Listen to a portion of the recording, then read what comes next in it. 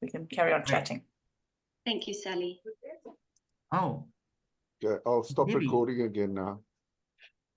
Good evening, good evening, ToastEd members and visiting Toastmasters, and especially our guests this evening. My name is Sally, and I'm stepping in for Chantel, who is normally our SAA. Being an online meeting, it's a little bit different. We asked you to rename yourself using your 3 little dots at the top right-hand corner of your little rectangle square. And if you're a ToastEd member, it'll be nice to put ToastEd so that the other guests know which of us belong to the club and which of us are a guest.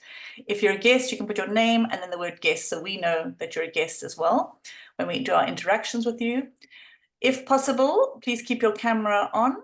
I know some of you have got maybe data or the wrong camera, so you can turn it off, but we'd like you at this point just to have it on so we can see your lovely faces. But should you need to turn it off, you can. We record our meetings, so if you don't want to be seen on social media, let us know. Otherwise, we take a screenshot and you'll be on our social media. For Toast for online meetings, obviously we can't clap because we're mostly muted. We ask you to keep muted unless you're speaking. We use jazz hands, which is a form of our online clapping. We are big into affirmation and joy in ToastEd Club. So we don't have our woo-woo notes tonight, so we use the chat. So if you can find your chat at the bottom of your screen, you can put words of affirmation there for people who have been speaking, evaluators, whoever you want to give affirmation for, load it on. We have no problem there. We will have an interval for the guests who've never been to a ToastEd meeting or Toastmasters meeting before.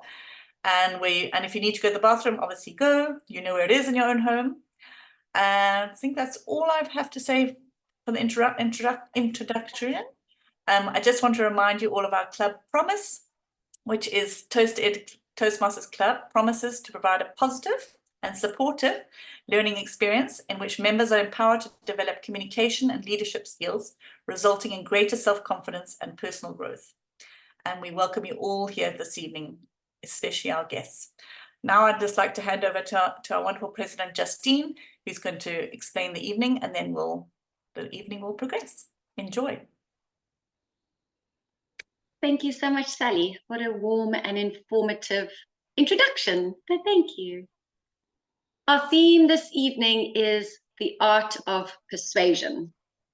I think persuasion is quite a powerful tool that we have in our communication toolkit. And I think we are all, as Toastmasters, very much in tune with communication and preparing all these wonderful speeches and taking on all these wonderful roles. Whether it is persuading a colleague to support your idea, whether it's a friend trying to convince a friend to try something new, or even motivating ourselves to take on a challenge. The ability to persuade effectively can make a significant difference in our life. I'm sure you would all agree.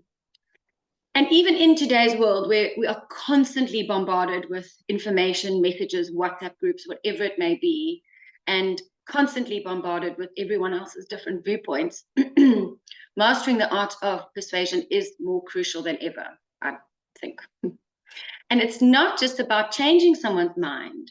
It's about presenting our ideas in a way that resonates with the others that we are speaking to, and building trust with them and fostering meaningful connections with them. I think that is one of the most important aspects, is the connection, meaningful connection. This evening we have, well, this month, we're in June now. Yes, we're in June. We had June's birthday on the 13th of June, so we wish her a happy birthday. She's not with us tonight, but we wish her a happy birthday. And we did touch on it a little bit at the beginning of the meeting, but Claire, we have all had you in our hearts. We've been thinking of you constantly with the loss of your mum, and just acknowledging that you were such a special daughter to her. I know how much effort you put into your parents, and we really have just been thinking of you constantly during this time, because I know it's a very difficult one. Lots of love to you and to your dad. And I would now like to take a little bit of time to say hello to our lovely guests. And I only see 2 of our guests here this evening. So Isha, I would love to hear from you. What has brought you to Toastmasters this evening? I think you have visited us before. Is that right? Yes, that is correct. Okay. I have visited a couple of times. Yeah, so what's brought me to Toastmasters? I think I just want to learn how to be a more effective communicator. Mhm. Ultimately, this is linked to career growth and aspirations. Yeah. Okay, perfect. So effective communication. Definitely, this is the place to be. And what has brought you back to our club? Because you say you visited a couple of times. Have you visited other clubs too? So yes, I did visit the one closer to me, West Lake. Okay. And yes, so I think, yeah, it's just been a couple of busy months, as I mentioned earlier, so I just wasn't able to keep up. But yeah, I would still like to, carry on my learning journey, and yeah, still keen to see how you guys are doing. Yeah. Okay, awesome. Well, thank you. It's lovely to have you back. I believe Westlake, I think their sort of motto is the club with heart or something. Is that right? That is, Yeah. yes. What Okay, lovely. I haven't actually been to visit one of their meetings. I must maybe go, because I remember when we had training, they were there, and that sort of stuck with me when they said that they're the club with heart, because I thought they were so sweet, because we also feel like we are the club with heart. Yeah. So thank you for sharing. Lovely to have you back. And Eugene, welcome. You are almost a member, I feel. Your face is here all the time, and we love seeing you. Welcome back. Hello, everyone. How are things on your side, Eugene? Good. Things have been good. Yeah. Glad to be back. Yeah. Glad to be back. As a guest still. We're still kind of leaning on the guest. No, it's coming. It's the membership. It's coming. Okay, amazing. Amazing. I love Eugene, I'll always think of you when we had that meeting when we had this person online who was causing a bit of havoc. And Oh, yeah, Eugene was that's true. and Eugene was telling us exactly what this person was up to. So thanks, Eugene. Lovely to have you with us again. And welcome to all of our beautiful members. It's so lovely to see you all with us. And Shifa, lovely to see you. It's been a while. And Maximina, nice to see you too. And yeah, I think we're just going to look forward to a lovely evening this evening together. Tonight is our last meeting of this Toastmasters year. So the Toastmasters year comes to an end in June, and as of July will be our new Toastmasters year. And tonight we are marking off our last DCP point with regards to getting the President's Award. And we've had some wonderful speakers finishing up level, and that then in turn helps us get points. And we will tonight hopefully get to sign off those points, and we get the President's Award. It's the President's Award, isn't it, Gabrielle? Not President's Distinguished Award. Okay, President's Award. Anyway, it's a very fancy award, and it's the one we won last year. Now we're hopefully going to win it again this year. So I just thank you all from my heart to yours. All the speeches that you have given have made this possible, and I thank you very, very much. So a big jazz hands to you all. And then I would like to just start with our toast to South Africa and all her speakers. So please, will everybody unmute themselves and raise their glasses, and we will make a toast to South Africa and all her speakers. To South Africa and and all all the speakers. Cheers. Yes. I now have the privilege to welcome our magical Michaela, who is going to be the Toastmaster of the evening, who will help guide the evening and just take us through the events of the night. It's her first time as Toastmaster since rejoining Toastmasters. She's been a Toastmaster previously when she was with us, and she's recently rejoined. So Michaela, the floor is yours. All the best. Thank you so much. Good evening, everyone, and welcome. I must admit, I am very well prepared compared to the very first time I took on Toastmasters. It didn't take much persuading from Sean to get me here, so I'm really excited about this evening. And just as a great place to share, to learn, to grow. And as you know, the theme is the art of the persuasion. And persuasion is actually very important in my career, which, if many of you don't know, I work in marketing and production, where I have to create shoots and Persuasion actually is really important when I'm working with dogs. That's actually where my career is pivoting towards, where I need to learn to communicate with them. So now that I'm mastering the human side of life, it's going to be interesting in mastering the dog side. So essentially, this theme is right up my alley. I have always been stubborn ever since I was a kid, and the art of persuasion was truly mastered by my parents and my sister. And despite my many accolades, I must admit I am a lazy person and need some real convincing to do something. So I take these little notes of challenges and I try and incorporate it in my day-to-day life, because the art of persuasion is vital in communication. It's how you get something done, your point across in a very eloquent and manageable way that someone can understand your side of the story. So to kick things off, I'd like to start with a quote from my favorite philosopher, Aristotle, who profoundly once said, "Persuasion is achieved by the speaker's personal character when the speech is so spoken as to make us think him credible." So essentially, if you can speak genuinely and authentically, you can essentially convince anyone anything. So remember that in mind when table topics comes. So welcome once again, and let us dive into the art of persuasion. There have been a few changes to the agenda tonight, and I'm trying not to freak out about it. So I hope that this rolls out nicely.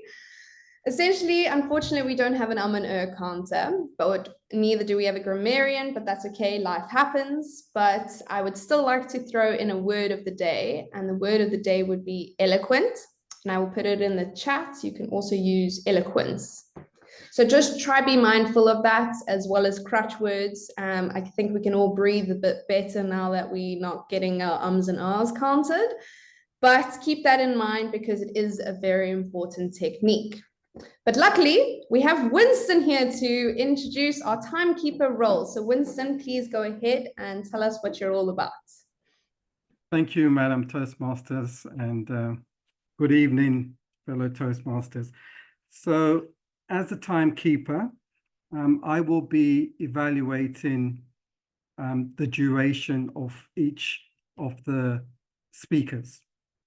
So I will be evaluating specifically today the table topic speakers and the prepared speeches. And each of those speeches has a allocated time limit, and my screen will change to yellow, green, or red, depending on the duration of the time remaining. So for table topics, I'm just going to change my background. So for the table topic speakers, you have an allocated time allocation of up to 2 minutes. And at 1 minute, my background will turn yellow. Sorry, my background will turn green. At 1 minute 30 seconds, my background will turn yellow. And at 2 minutes, the background will turn red. We do not have any icebreakers today. So for the formal speakers being Chilisha, Catherine, and Libby, you have between 5 and 7 minutes for your speeches. And at 5 minutes, my background will turn green. At 6 minutes, my background will turn to yellow. And at 7 minutes, my background will turn to red when your time is up. We have Claire, who's also doing a formal speech today. Her speech is a bit longer. She's permitted up to 20 minutes for her speech. And at 15 minutes, my background will turn to green. At 17 minutes, my background will turn to yellow. And at 20 minutes, indicating that your time is up, my background will turn to red. Thank you, Madam Toastmaster.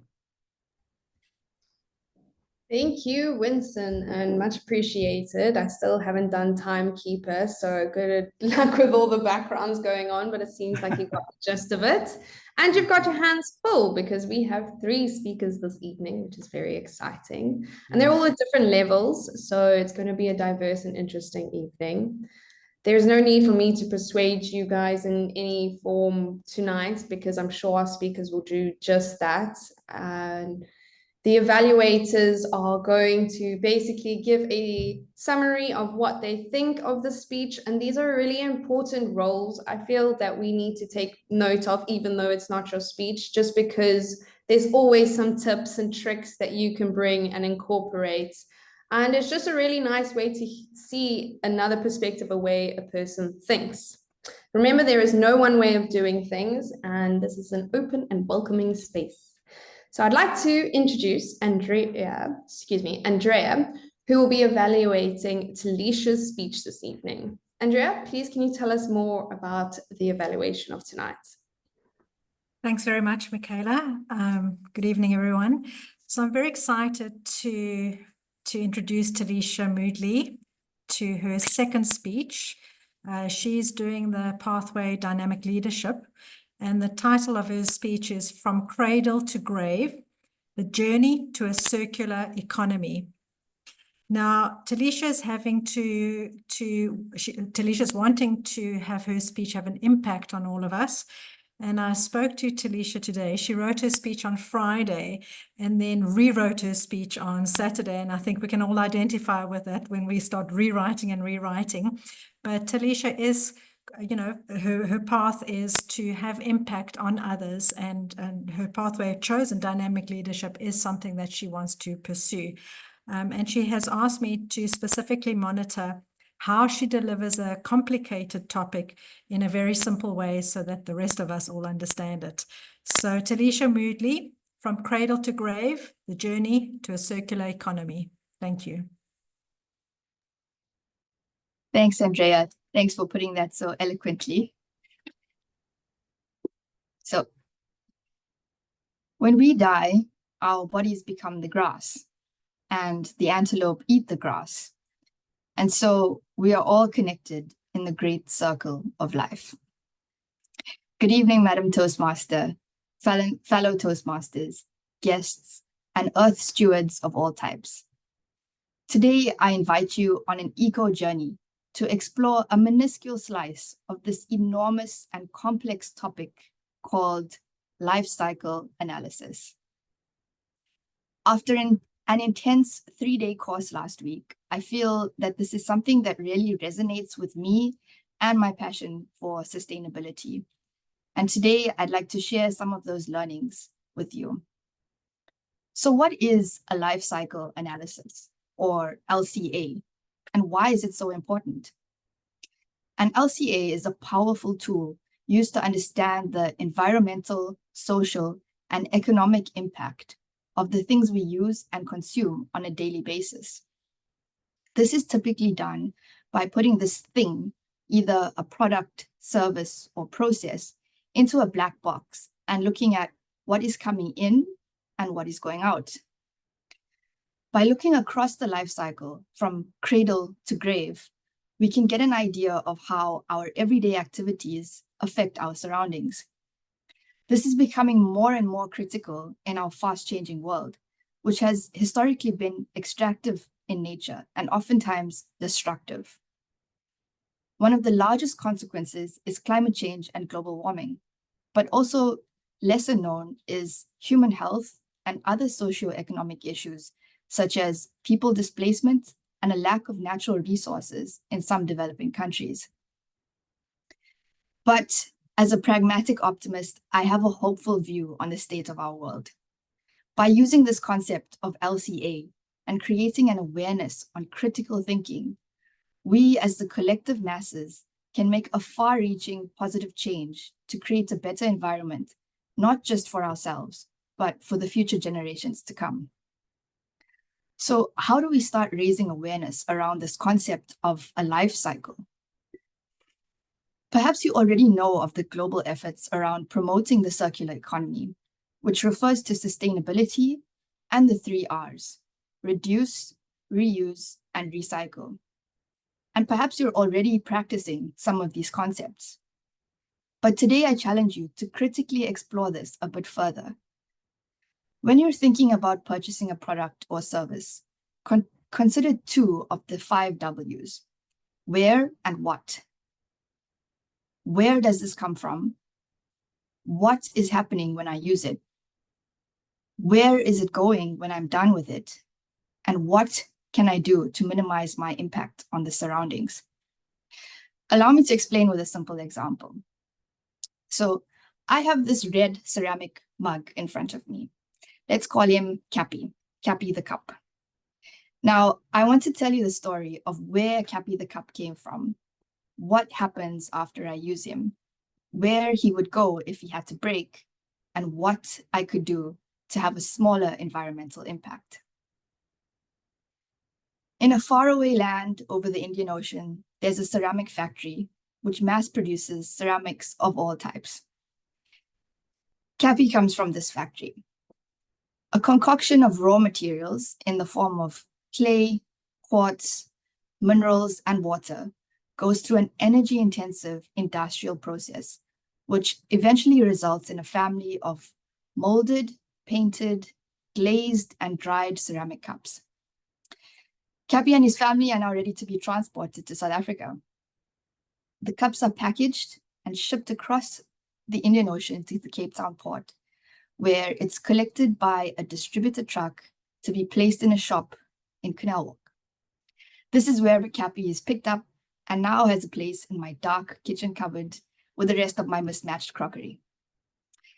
Now, with every use of Cappy comes a washing process, either in a sink or in a dishwasher. This uses a certain amount of water, energy if you're using warm water, and soap. And the soap that I use would also typically be made from a long list of raw materials. And that would be another life cycle story, which I won't get into today.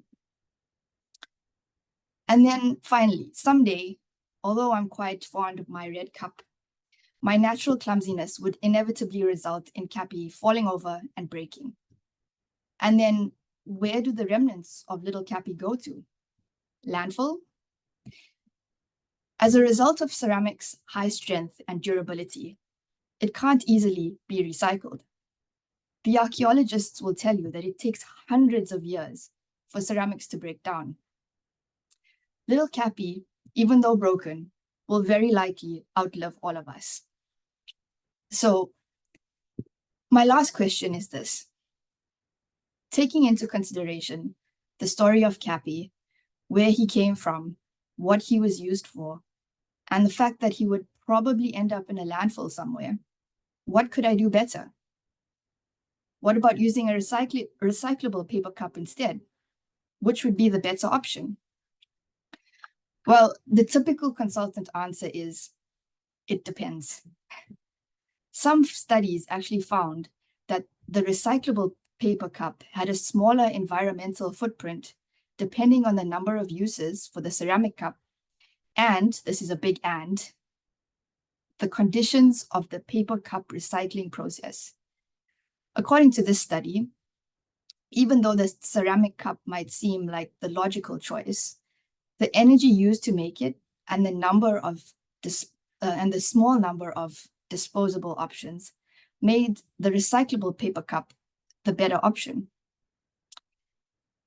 As you can see, this is not exactly a straightforward exercise, and sometimes the answer is not always intuitive. But the aim here is to start thinking about things critically and question how we interact with our surroundings so that we're better equipped to hold companies accountable for the products and services that we consume. In this way, we're able to facilitate a transition from an extractive society to a circular economy. Let's consider the Lion King's great circle of life, in which we are cognizant of our impact on the environment, our people, and our future generations. Thank you. Woohoo! Well done, Talisha. I was honestly very excited to hear your speech because I'm a bit of a nerd for circular economy. So that was really great, especially things are getting greenwashed and now there's an introduction of circular economy. And I think it's important that we're able to communicate this properly so we don't mess it up. I even got my boyfriend to listen to your speech because I've just taught him how to recycle. So thank you very much. Next, we have Gabrielle, or should I say our skydiver extraordinaire. All right, so let's see what heights we can take this evening. Gabrielle, please, can you tell us more about Libby's speech and how you will be evaluating her tonight? Thank you, Ms. Toastmaster. It will be, I'm sure, from Libby, a very eloquent speech. The purpose of this project is for Libby to deliver a speech with awareness of intentional and unintentional body language, as well as to learn, practice, and refine how she uses non-verbal communication when delivering a speech. Libby is doing her level 2, project 2 in presentation mastery, and the task is effective body language. And my role as Libby's evaluator is to provide a helpful and constructive evaluation so we all can learn, hopefully, and that she will as well feel encouraged and empowered. Thank you. Back to you, Mrs. Toastmaster. Back to me. I'm going to lead it to Libby. Off you go. you introduce her title. Her title. Oh, I'm so sorry. I thought that was part of your agenda. See, I wasn't as prepared as we had thought it would be. I'm just going to pull it up. Libby, I'm glad to hear you speaking. I really enjoy your speeches. All right, we have Libby. A moment in time. Are you ready? And Libby, please take it away. I am a firm believer that you must never underestimate a single moment in time and how it can change the trajectory of your life. Some years back, I went to visit my favorite friend, Bella. Bella was living in a retirement home. She was well into her 80s, but she was sound of body and mind. Bella was born in Poland, and during the war, she and her parents escaped. She came to South Africa, where she got married and studied to become a teacher. Bella was a lady who was very eloquent, and all that knew her loved to listen to her wisdom, both inside and outside the classroom. On this particular day, I walked up to Bella's flat and I could see her in the garden, down on her hands and knees, tending to her perfectly manicured garden. Yoo-hoo! I called. She looked up and sprung up and came through to greet me. She gave me a hug and I just felt comforted by that wonderful scent of her lavender perfume. "You're just in time," she said. "Would you like to finish Dorothy's Scrabble game? She rushed off earlier and we haven't had a chance to finish it." I hesitated because Bella was a master Scrabble player. "Okay, Bella, I'll give it a try. I'm off to make the tea, dearie. Let's see what you can do with those letters." I looked down at the board. There were 5 vowels and 2 consonants. 5 vowels, 2 consonants. With that, my mind drifted back to my childhood. Oh my word, I was in Mrs. Haddon's classroom, the most eloquent teacher in the school. And she was tapping on her hand and we had to repeat the vowels. A-E-I-O-U, A-E-I-O-U. I couldn't understand where my own language was so complicated. Some letters were single, some were blended. The pronunciation was always different. I didn't like Mrs. Haddon's classroom. She used to hiss when she spoke and spit, and her teeth were yellow and her breath smelt of cigarettes. She leaned forward to me and said, Give me the mathematical word we learnt this morning that has a blended vowel. I froze. I started shaking. I couldn't think of anything. Think, she said, poking me in my head. I didn't know how I was going to do this. Was I going to cry? Was I going to get hit? Luckily, my friend Marilyn dropped her pencil case and Mrs. Haddon turned around and screeched, "Good heavens, child!" And with that, Kari lifted up 8 fingers. I remembered. Mrs. Haddon, is the word 8, are E and I the blended letter? 8, I said loudly. And with that, I was back in Bella's lounge. Not 8, said Bella. There are only 7 letters in the Scrabble game. Sorry, Bella. I'm looking at all these vowels and I don't know what to do with them. Let me try, dearie. It is rather tricky, she said. She just suddenly picked up 5 letters, vowels, and 1 consonant, and she wrote down E-U-N-O-I-A. Bella, I don't even know how to say that. And what does it mean? Ah, dearie, that is my favorite word. It's how I have lived my life. It really has saved me to have this word. The word is eunoia. Eunoia. It means beautiful thinking. Eunoia. Say it. There was nothing that I could remember from my vowel lesson that was beautiful thinking. Well, if you say so, Bella, where does it come from? Well, it originates from Greece. It's a Greek word. You know, we've taken a lot of Greek words into the English language. Beautiful thinking. It's a very good word to use in Scrabble.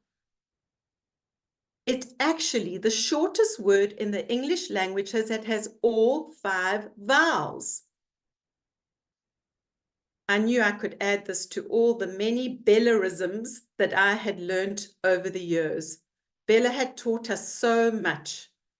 We loved chatting about education, and she gave me 3 things that I remember to this day. She said, if you want to change the minds of people, you must change their hearts. Everybody needs to remember the 4 C's: compassion, curiosity, creativity, and critical thinking. She said, you know, I have worked on my physical fitness my whole life, but it's my mental fitness that has got me through the challenging times. These were the conversations that Bella and I would have. That day, when I left her, she gave me an extra tight hug, and she cupped my face in her soft, beautiful hands, and she looked deeply into my eyes, and she said, thank you for such a memorable day of eunoia, Libby. Memorable it was, because sadly my friend Bella passed away a couple of weeks later in her sleep. Her passing had a profound effect on me, and just like she had left me with all those Bellarisms, I knew that I had to use and find the gift and the opportunity in her parting. And so I resigned as a teacher and went on to study emotional intelligence so that I can bring these vital skills that Bella taught me to individuals and organizations. Bella reminded me, as I'd like to remind you tonight, that never underestimate how a single moment, a word, an eloquent word, a person can change the trajectory of your life. Blessings of eunoia to all of you. Wow, Libby, great speech. And thank you for sharing such a beautiful story. You totally transported me back to school days. There's always that one teacher that just sticks ever so near and dear to your heart and brain sometimes. I could see you being a really great children's book reader. It really was lovely.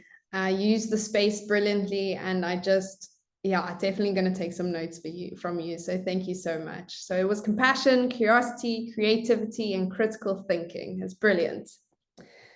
Now, last but not least, we have Justine, who's going to evaluate one of my favorite speakers, Claire. Justine, can you tell us a bit more about Claire's speech and what she's going to dive into? Thank you, Michaela. I have the honor of evaluating Claire this evening. She is doing the Pathways Presentation Mastery. It's her level 4 and it's her project 6.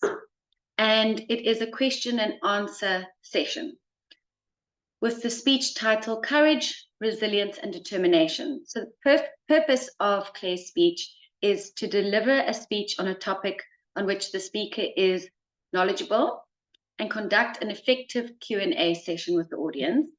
And Claire will be responsible for managing her time so that there is adequate time for both, for the speech as well as the Q&A. And I'm sure Claire will share a very eloquent speech with us this evening. And Claire, I invite you to the stage. So Claire, with courage, resilience, and determination. Courage, resilience, and determination, Claire Van Zyl. All the best, Claire.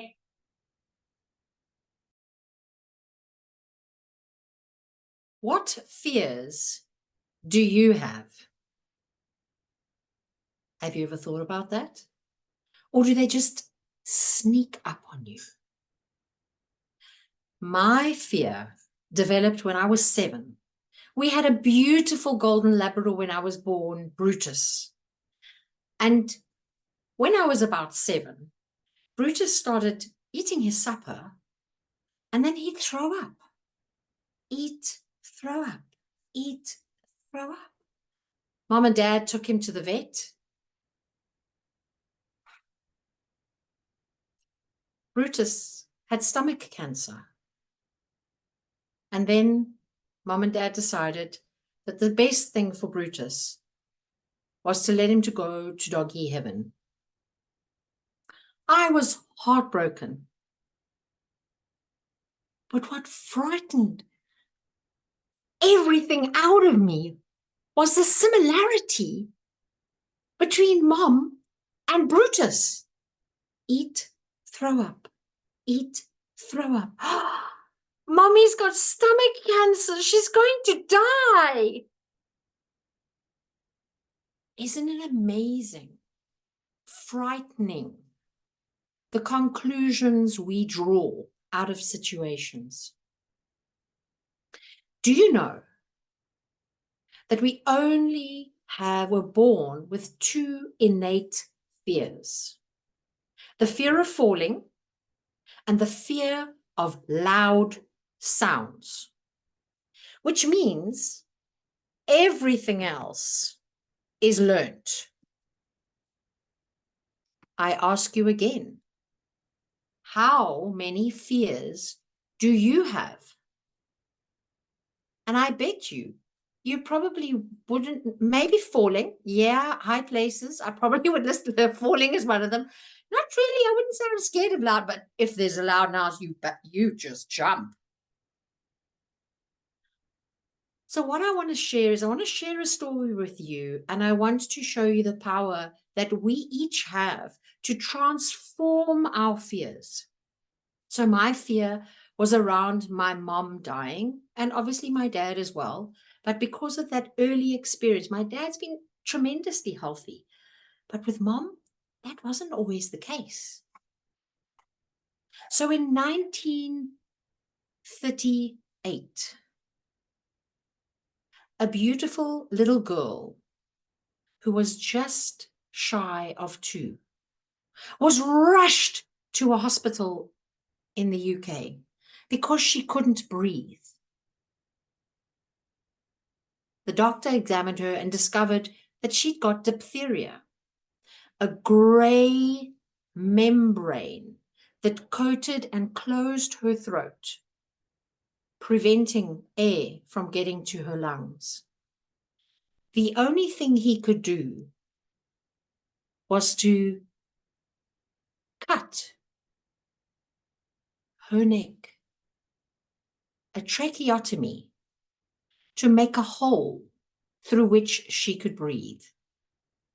Can you imagine how frightening that must have been?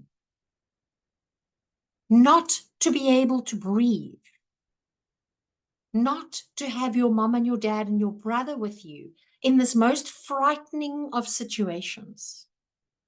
But that experience, I believe, was one of the catalysts that forged this woman who could overcome just about anything that was thrown at her.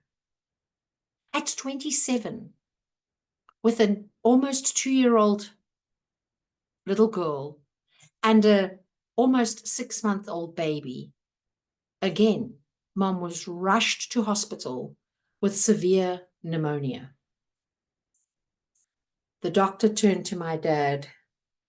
"I'm sorry, your wife is dying. You need to say your farewells." Mom mustered all the courage and said to him, "I'm not dying today." This doctor, fortunately, must have had a sense of humor like Mom did, because he turned to her and said, "Shut up, I'm not talking to you." Well, Mom survived. And there are about 4 other times when the doctors had no hope and told us, "Your mother is unfortunately going to die." Now, remember I spoke about Claire at 7 and my fear. Every time my mom got sick, the anxiety would build. So I was perpetually in this anxiety-filled, stressed out state because my mom was getting sick, and when was she going to die? Like Brutus died. Can you imagine? Do you have similar fears that just take over your entire body, shut your brain down? Now, despite all those terrible situations that my mother faced, she managed to get to the ripe old age of 87 years, 7 months, and 2 days. Her last breath was at 3:30, exactly 2 weeks ago, on the 11th of June. Now, how did the frightful, fearful, stressed out Claire survive this cataclysmic event that she had worried about and feared occurring all her life? Well, you see, I learned in 2020, so 4 years ago, I learned a beautiful tool called Psych-K, and it helps us to transform the perception of a stressful situation to one of peace and non-attachment. It also helps us to change beliefs, limiting beliefs, and beliefs that are not aligned with what we want. And you can change those things in less than 15 minutes. So I learned this tool, and 2 years later, there was a situation with my mom. And I'd given all the support I could, but mom wasn't taking her medication. And I said to her, "Mom, is there anything else I can do?" "No." "So you just need to decide if you want to take your medication." "Yes." So then I changed my perception of that stress. And I also went, "It's not my responsibility." I changed that. In that balance, and also the fear of losing my parents, I did that, transform the perception. A day after I'd done that, my mom falls 13 stitches, but I was not as stressed out. Fast forward 6 months, another thing. And I was at peace. I was like, wow, I can support her, but I don't get freaked out. Come this last period now, this last 2 months of my mom's life, the balances that I have done with myself using this beautiful, powerful tool enabled me to be able to, for the last 2 years, to support mom with love, compassion, care, and kindness without adding my fear and stress to her situation, to honor her. You wonder, well, how is this relevant to you? What do you fear? What situations do you fear happening? The beauty is we can change that. We can change your perspective of that thing. Are there situations from your past that create issues for you? We can take care of those too. The beauty of this process is it empowers my client, any of you, to actually change these things, because I'm a facilitator of a process. So unlike any other practitioner you might visit, where you hand over your power, with this process, you are fully in control. Isn't that wonderful? And that we can do things like that quickly, powerfully, sustainably. So I stand here exactly 2 weeks after my beautiful, strong, courageous, resilient mother passed away. And I'm able to smile and laugh. This is a moment that I thought would break me. But because of this tool and how I've been able to change these things, I am here. I am laughing. This last week, completely at peace. One, because I know my mom's in a better place. But yes, she's still not technically here. But I feel as though she's with me. So I don't feel that loss that I felt in the first week. Now, so we can change things quickly within less than 15 minutes. We can transform stress and trauma as well. Sometimes it takes a couple of seconds for a client. Sometimes it's 5 minutes, sometimes 10 minutes. The time is not really relevant, but it shows you the power and how quickly. And the beauty is we don't have to talk about the thing that is creating the stress for you. Because when we do that, we just re-traumatize the 50 to 70 trillion cells that are in our bodies. If you wonder, what am I talking about? Well, if I asked you to imagine biting into a juicy, bitter lemon, what happens? Does your jaw clench? Is there massive amounts of saliva in your mouth? Do you shake from that bitterness? Anybody had those experiences? Do you have a lemon near you? Anybody? No. Is there a picture of a lemon anywhere near you? No. Is there lemon fragranced air freshener, perfume, anything like that in your environment? No.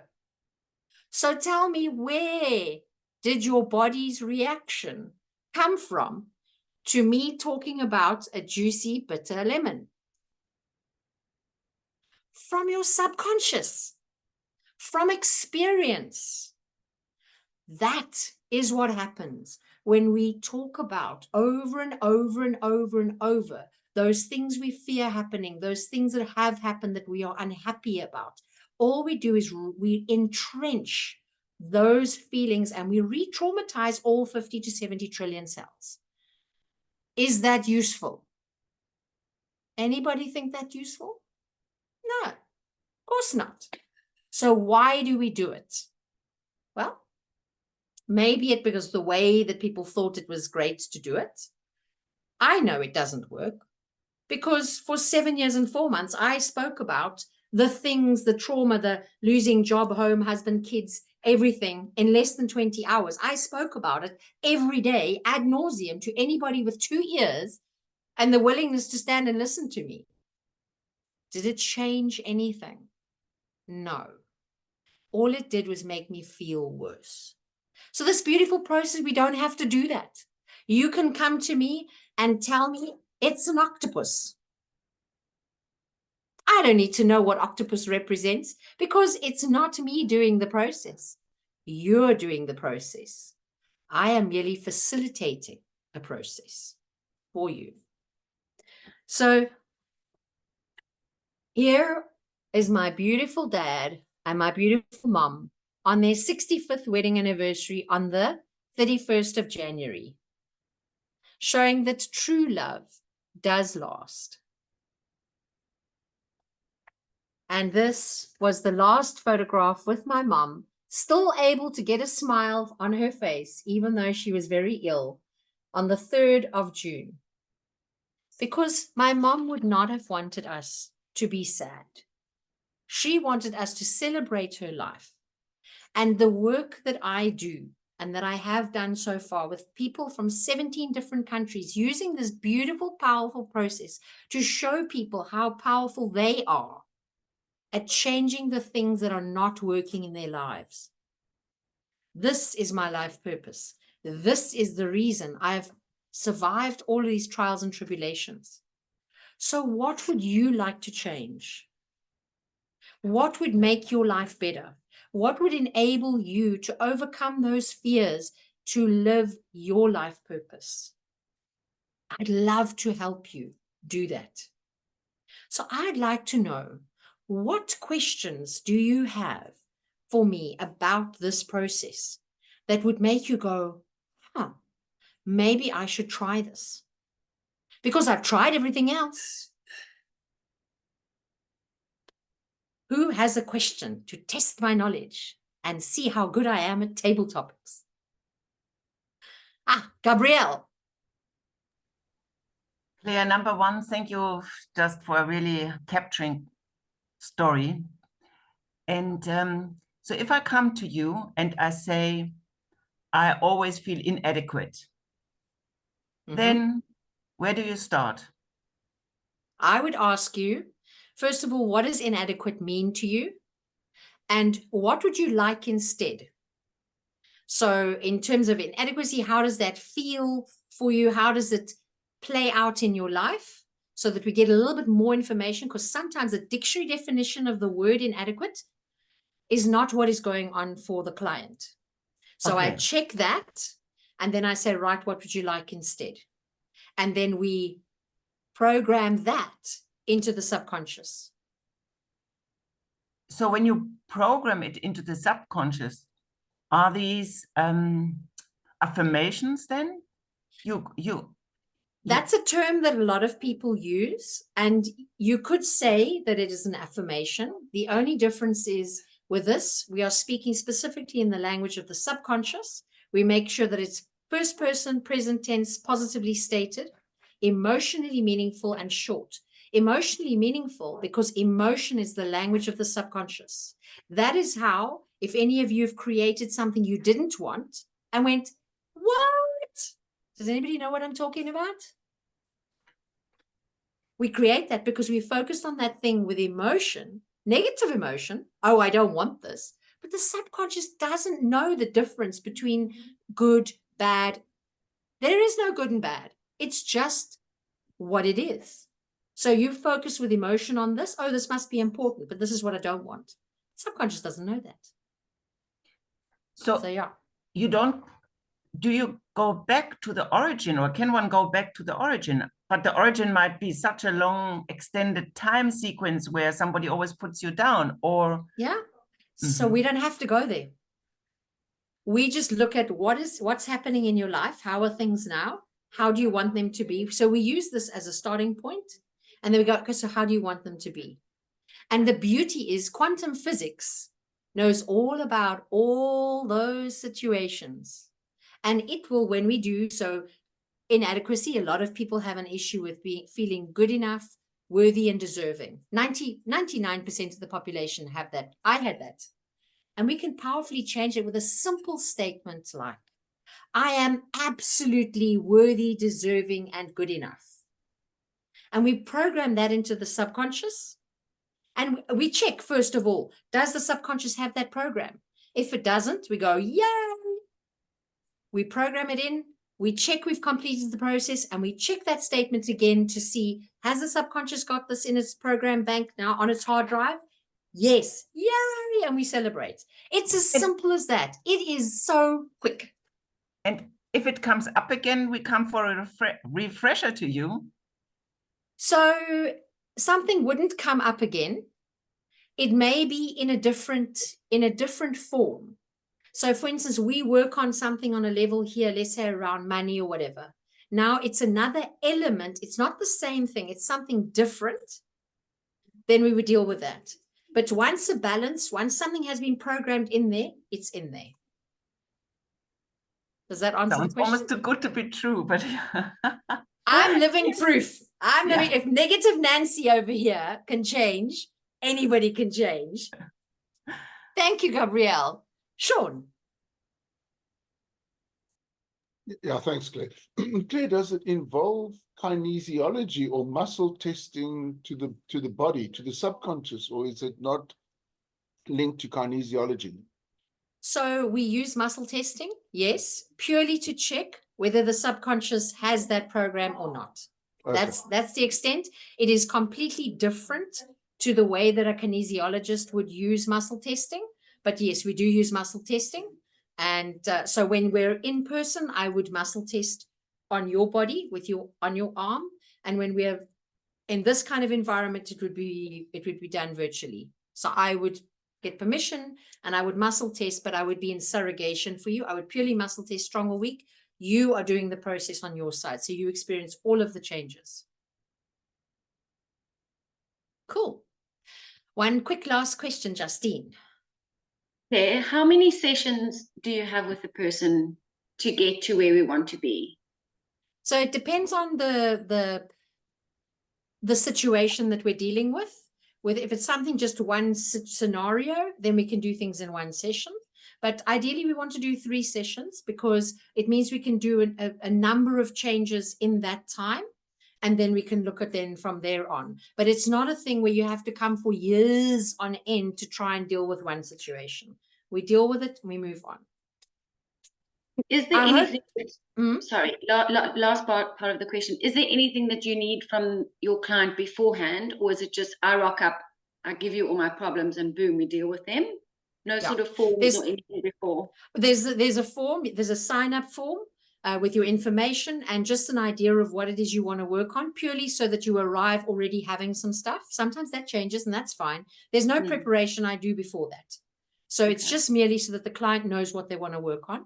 And then we take it from there. And I say, okay, so what's the priority for today? Which one of the, I don't want to actually work on this. There's something else. I've got this issue. I want to work on this. And we do that. So I hope that I have given you enough information to pique your interest. I will put my details in the chat. And if you have more questions, I am very happy to answer the questions. And I thank you very much for your time. Madam Toastmaster.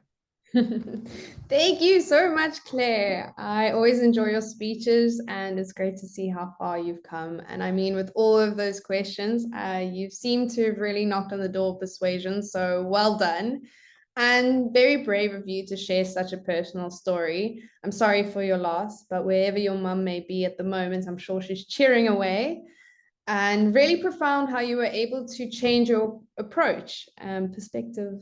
Yeah, it's everything. And there's no doubt that you're equally as strong as your amazing mother. So thank you so much for sharing your beautiful career, which I'm going to ask millions of questions because, yeah, that all changed from an epiphany moment. So brilliant. Thank you again. Now, Winston, I'm going to call you soon. I think just now, if we're still going ahead with it, because I think we're on time, but to vote for the best speaker. And I think this is a really cool way of doing it, where we vote for a speaker before evaluation. So we go ahead with our own opinions and our own perspectives. And then we'll have the timekeeper go through everything, and I think then there will be a break afterwards once I announce the winner.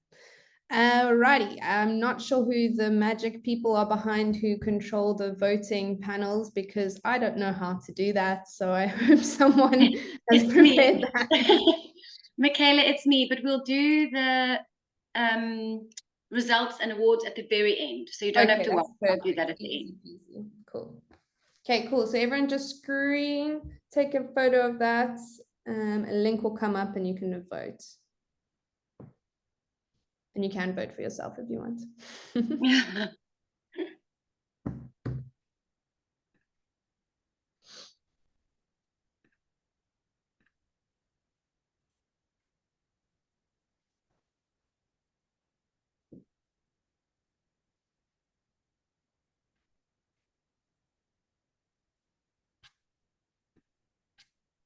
So let me know if anyone is having issues or if we're happy to go ahead with Winston's timekeeping.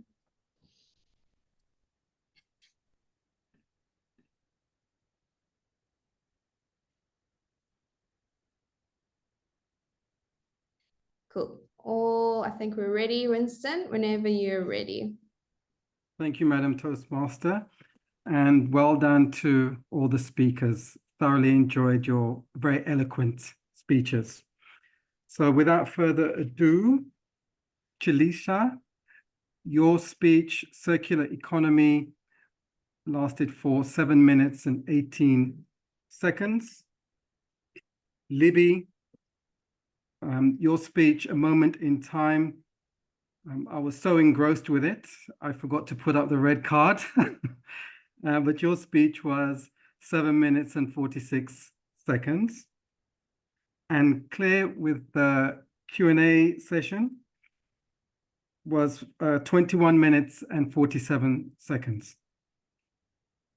Thank you, Madam Toastmaster. Thank you, Winston.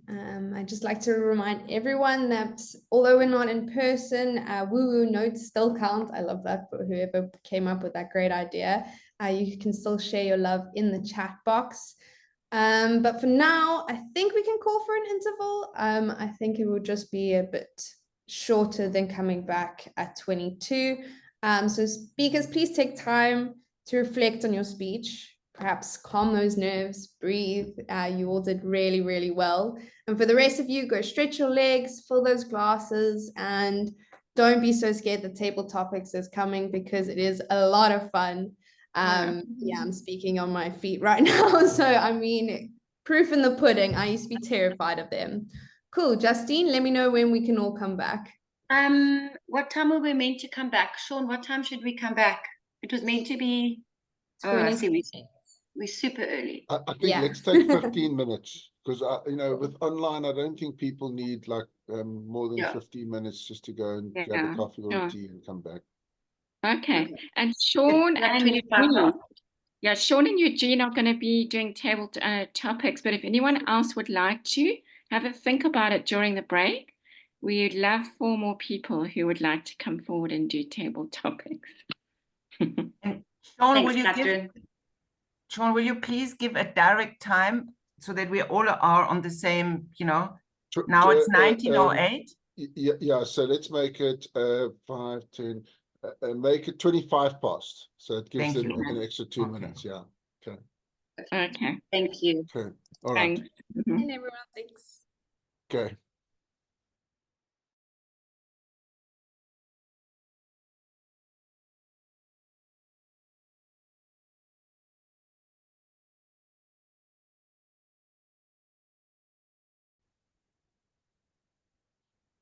Welcome back, everybody. Back to your SAA. I'm here to welcome you back. And I'm not your Toastmaster, I'm not your evaluator, but I just have to quickly say, what a great night of speeches. Can't wait for the next half. Good luck with everyone and looking forward to all those evaluations. Over to you, Toastmaster, Michaela. Thank you, Sally, and welcome back, everyone. I hope that you're all settled and ready for my favorite part of Toastmasters, table topics. I know this usually makes most of your tummies curdle with anxiety, as still does it to mine, but this is an opportunity to speak in a safe and encouraging space. And I really wanted to encourage you to think of the theme tonight, the art of persuasion. It's perfect. How many of you in your daily jobs have to persuade people within their jobs, perhaps even your kids or partners? So what I'm actually trying to say is that you can throw anything at your topic, just come with confidence. You can literally make it up. No one is going to fact check you.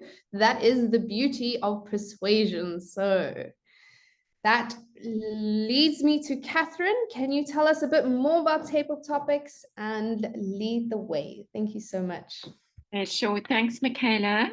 Yeah, thanks so much. I'm just getting the table topics up here. So, Sean, I wonder if we can start with you, and then we can go on to the others that would like to do it. So fortunately, the topics do tie in with the theme of the evening.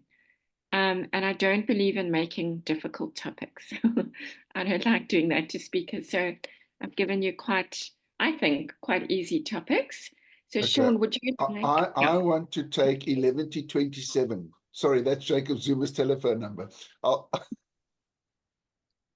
Okay, so Sean, do you want number 7, hey? I'll take 7. Okay, so here you go. Sean, think of a nightmarish time or experience with a persuasive individual which got you into hot soup. And tell us about it. I'm just going to repeat that, and I think Justine will very kindly put it in the chat for us. Think of a nightmarish time or experience with a persuasive individual which got you into hot soup. Tell us about it. Sean, over to you. So should be 1 minute, and our timer there, you ready to go? Our timer, thanks so much, Winston. It's got to be when I took ayahuasca in the jungles of Peru. I don't take drugs as a rule in my life. And my previous wife had said to me that we need to do this. And I said to her, okay, I'm in.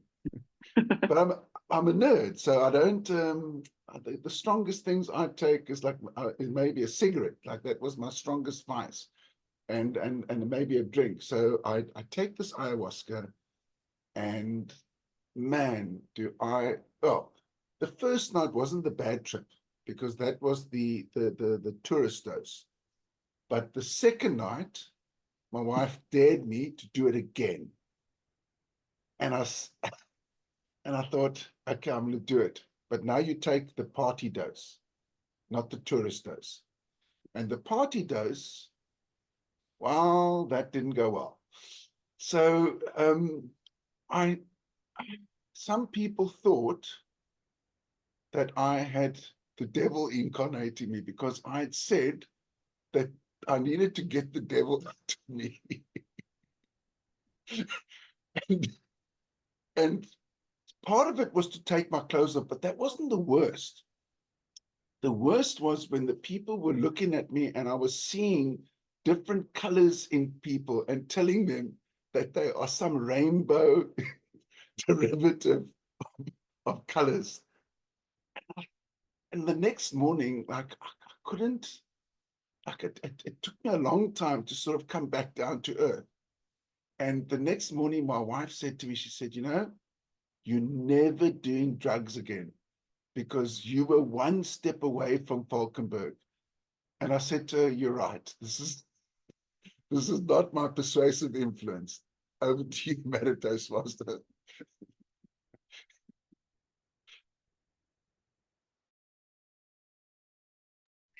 Thank you, Sean.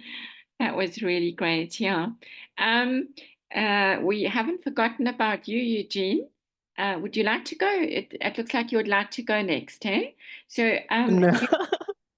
Take your time. If anyone is before me, that's fine. But if it's my turn, I'll take it. Yeah, you just put your hand up there. So I thought, okay, let's go with you. So we've got 8 topics that I've put together. Which topic would you like to go? Which number? You choose a number, Eugene. Any number. I'm going to go with 3. 3, okay. Yeah. So, number 3, what does the term, the art of persuasion, mean to you? And how do you apply it in your everyday life? So I'll repeat that. What does the term, the art of persuasion, mean to you? And how do you apply it in your everyday life? And it's also in the chat there, I think, yeah. Okay, so persuasion, in my understanding, it's being able to influence the actions of other people and get them to do things that you want to do. How do I apply it in my everyday life? Well, that's easy because I'm in marketing. So my entire career is built around trying to persuade people to do one thing, whether it's click a button on a website, buy a product, or believe a specific brand message. It's all persuasion. So yeah. How do I apply it in my life? I think to get persuasion right, you probably need to understand who you're speaking to.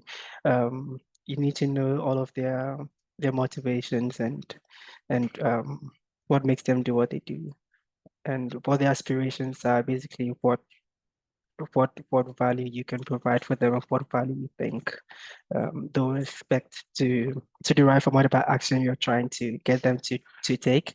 And then and persuasion means influencing them to believe that they are going to derive value from the action that you desire them to take. Yeah, that's what I understand by persuasion and how I apply it in my everyday life.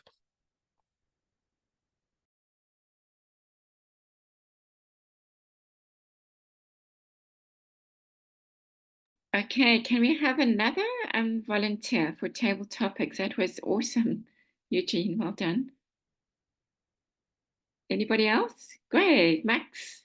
Okay, what number would you like, Max? There's 1 to 8. I can try 5. 5. Okay, here you go.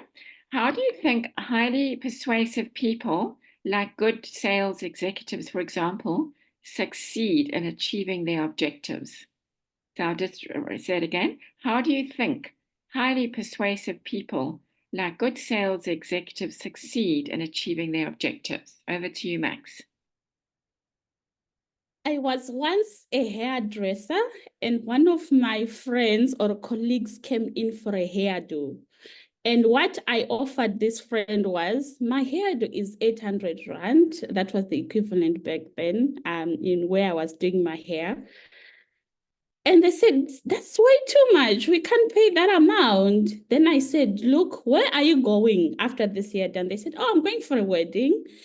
Then I asked them, is your ex going to be there? Then they said, yes. So I said, so don't you think you should be looking a little bit nicer so that they can know that you got it, you're on top of your game, and they should feel jealous? And they said, I think you are right. I am able to pay the 800. Please do my hair and please do it nicely so that they can feel me. There we go. I got the 800. What I managed to do is sell the value versus the cost.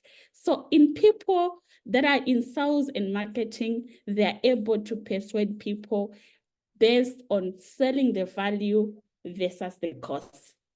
Thank you so much, Table Master.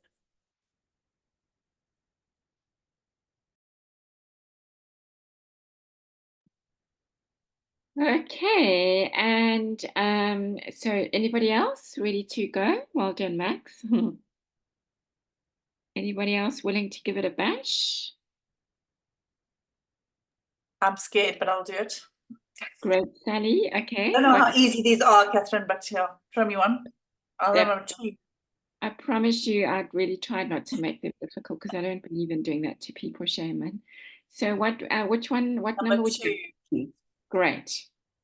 Okay, I'm interested to know, Sally, who's in the big wide world, who in the big wide world is one of the most persuasive individuals you know, and what persuasive skills do they exhibit? So it can be anyone, it can be a friend, family member, boss, whatever you want. The most persuasive person in my little world is a friend I have. She's a good friend, but a very persuasive friend. If she says to do something and I say, no, thanks, she will persuade me somehow to do that thing. But in retrospect, she's been an incredible influence in my life for doing that thing, because I am a recovering people pleaser. So I'm working on myself of saying no to things that she's asked me to do. But the things she asked me to do are often to the benefit of my life, like cold water swimming. Well, she didn't introduce me to it, but every time I go there and I'm moaning, she doesn't put up with my moaning. She just persuades me of all the good things. She's the one who got me into hiking. She's the one that got me into camping. She's the one that calls me up to go places and do things. So there's the art of persuasion can work against you or for you. But what I'm trying to learn is when I really want to say no, is to say no, because her persuasion is very, very persuasive. Thank you.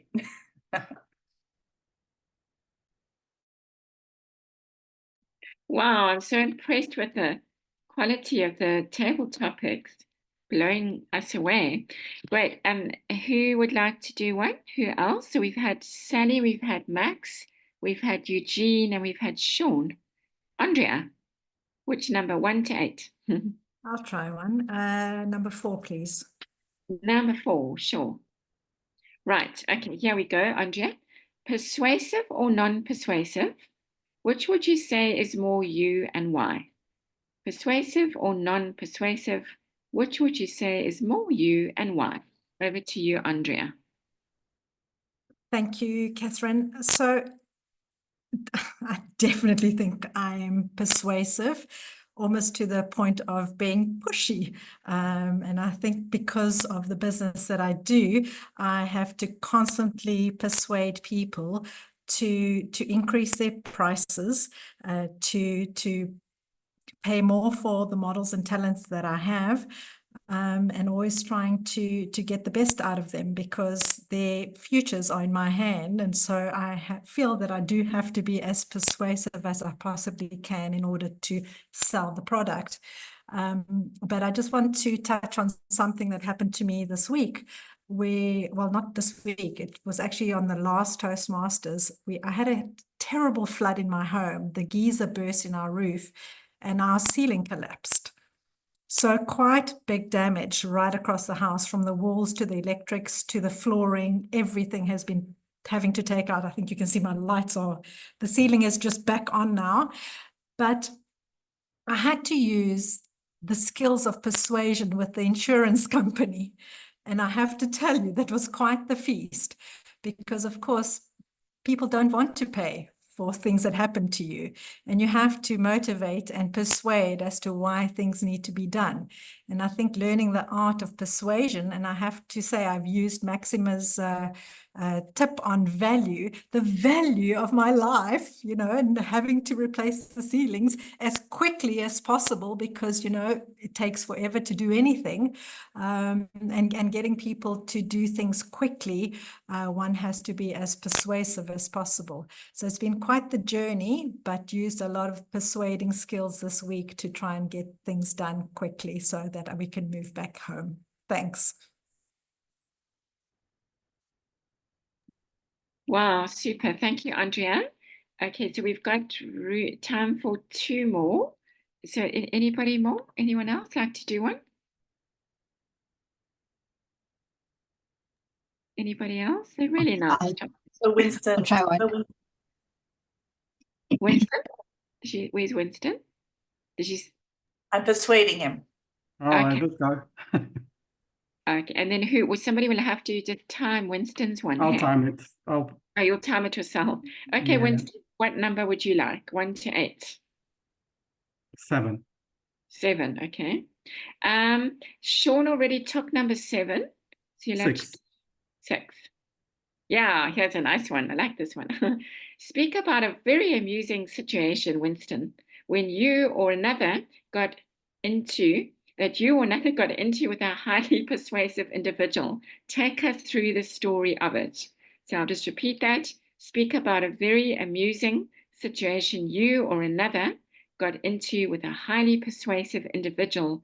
Take us through the story of it. Over to you, Winston. Okay, thank you, Madam Toastmasters. So there was this one time I was traveling with a close friend of mine, and I don't like waiting. We were at the airport, so I don't like queuing up and waiting. So I said, oh, let's go and let's have a drink. Let's sit in TGI Fridays, have a drink and listen for the announcement. So we don't have to go up and wait in the queue until they've called us. And my friend is quite, he likes to follow the rules and he likes to be on time and stuff. But I persuaded him to, let us sit in the bar and have a drink. And, we're having fun and we're not hearing anything. We're not, when is this flight being called? So we decided to, let's pay the bill and go to the gate. Little did we know that the flight was almost closed by the time we got there. And we virtually almost missed our flight. So my friend, who is normally quite persuasive, I managed to persuade him to do the wrong thing, basically. Thank you, Madam Toastmaster. Okay, we've got time for just one more. Anybody else want to give it a bash? I'll give it a go. Who's that, Michaela? Yes, that's me. Yes, super. Okay, what number would you like, Michaela? 2.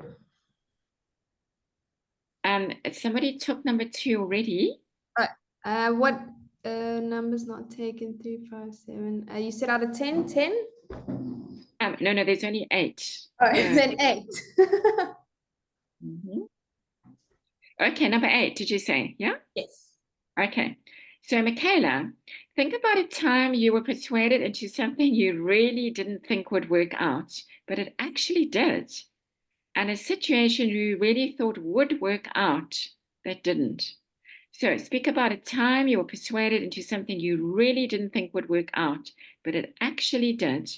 And a situation that you were persuaded into that you really thought would work out and it didn't. Thanks, Michaela. Over to you. Thank you, Catherine. So this topic brought me back to a time when I was a kid and my dad, well, first things, I have always been extremely gullible and I'm only fighting it off now. So my dad used this to his advantage. And essentially, every April Fool's that came around, I fell for it. Regardless, I don't know why I never looked at a calendar and made this realization, but he had me every single year. 2 of the most embarrassing things, well, now loads are coming to mind, but let me stick with the 2. I was a huge fan of Black Eyed Peas, and there was a competition at the time that intertwined Black Eyed Peas to win tickets, and you could get this ticket through Vodacom, but you had to do something crazy. So when my dad told me that there was a Hummer at Monte Casino, and how cool would it be for me to go there and take a photo pretending the Black Eyed Peas were in the Hummer. Needless to say, I got on my clothes, got all my friends involved. We rocked up to Monte Casino. There's 3 parking lots, so best believe we were running around, 12-year-old girls freaking out to get these tickets because we knew this was it. We probably searched for this Hummer for about an hour to only realize it was April Fool's. And I wish I had more time because the list just keeps on growing with how persuasive my dad can be and how I should learn from my lessons. Thank you so much. Thank you. So that's it. So, Jatin, sorry, am I right in saying we're going to do a vote now for the table topic speaker? Not yet. No, we'll do it after the evaluations because it's all on the same form. Okay, and then I can just read the names out so that everyone remembers the names, yeah? Yeah, I've got the names, don't worry. Thank you. Whew, okay, now I can breathe again. See, this is why I love table topics. We see a whole different side of people. And I mean, speeches are constructed in such a careful way, whereas impromptu is the wonderful world of the unknown, and it can only benefit the speaker. Maxima, I love your vibe, by the way. And Sally, I have a similar friend to you, and aren't we blessed that we have those kind of people in our lives? Andrea, it amazes me how you are quick to entertain a story from your life and relate it to the topic so quickly. And Winston, I love how the roles reverse and you became the persuasive one. We always got to risk a little, so good job on getting your flight. Thank you. But well done to everyone. You all spoke very eloquently. It's always scary taking the plunge. I'm still trying to catch my breath, even though I've been hosting this whole meeting table topic still got me off guard. But how great is that feeling after you speak? So I'm proud of you all. And regardless of who wins best topic speaker, you may all go to bed tonight and say that you've completed something challenging. So I think it's time for us to vote for the best table topic speaker as well as evaluator, if I'm not mistaken. And then Winston will give times of the table topics. Michaela, we'll do the voting after the evaluation. All the way then. Okay, evaluation. Or do we want to do Winston's time for his table topics or the evaluations first? Whichever. I'm not sure what it says on the agenda. Winston is meant to speak now. Okay. I mean, Thank if you, you're Madam ready, President. otherwise we can, I'm just following the agenda.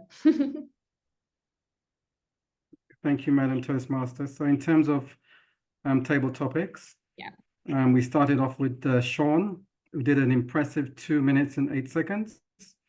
Eugene was 1 minute and 15 seconds. Max was 1 minute and 12 seconds. Max and Claire, 1 minute and 12 seconds. Andrea was 1 minute and 55 seconds.